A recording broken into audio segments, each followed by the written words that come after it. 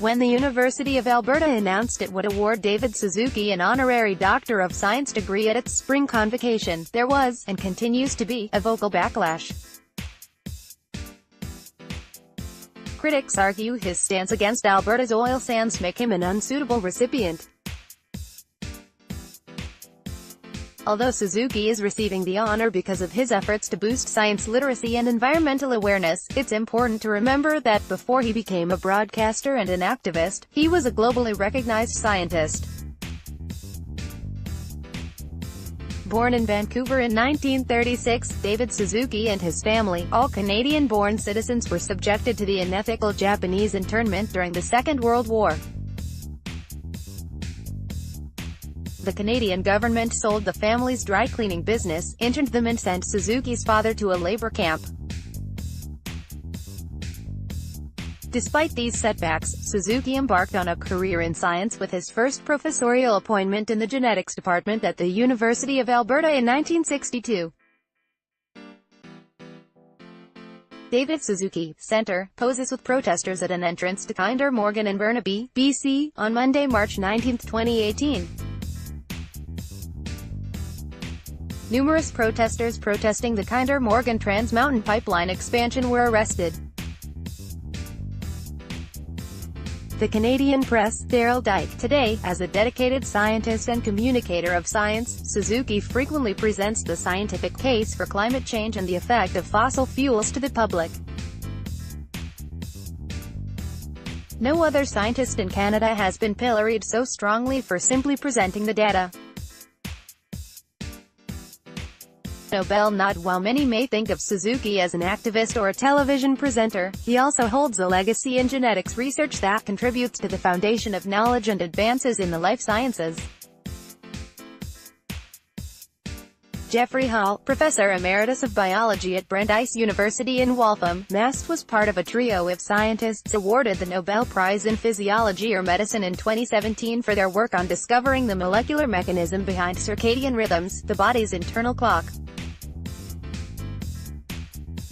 In an interview prior to this recognition, Hall was asked, "Do you have any other heroes, as it were, among researchers in your field?" Hall identified Suzuki as one. The genetic world reacted to Suzuki's approach and accomplishments as if they were genuinely sensational.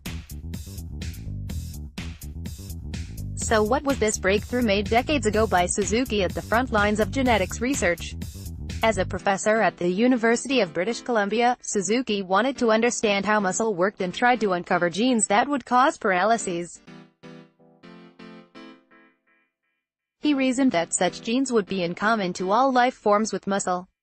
He selected the common fruit fly, Drosophila melanogaster, for his experiments.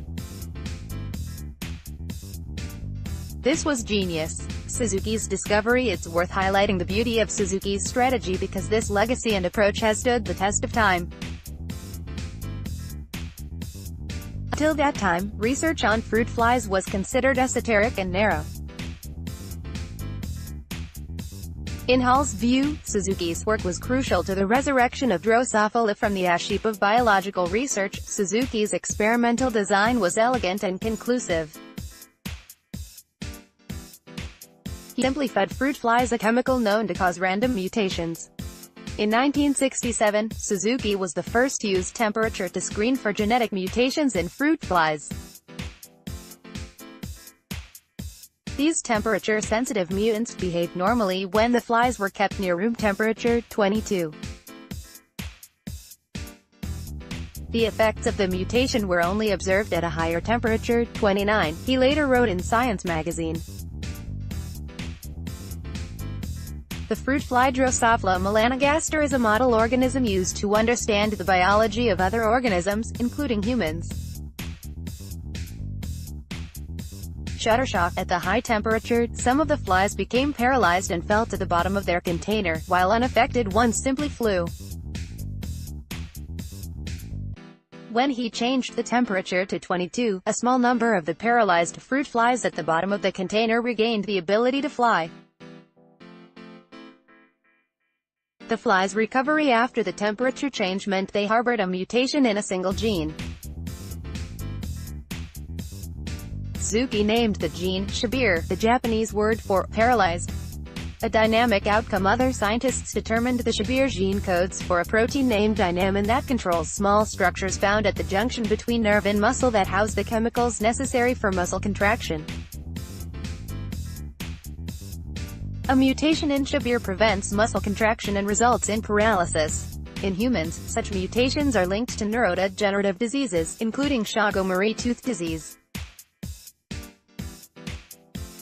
Today, about 5,000 scientific publications on dynamin reveal a function common to all life forms with nuclei in their cells, that is all animals, plants, yeast, flies, etc.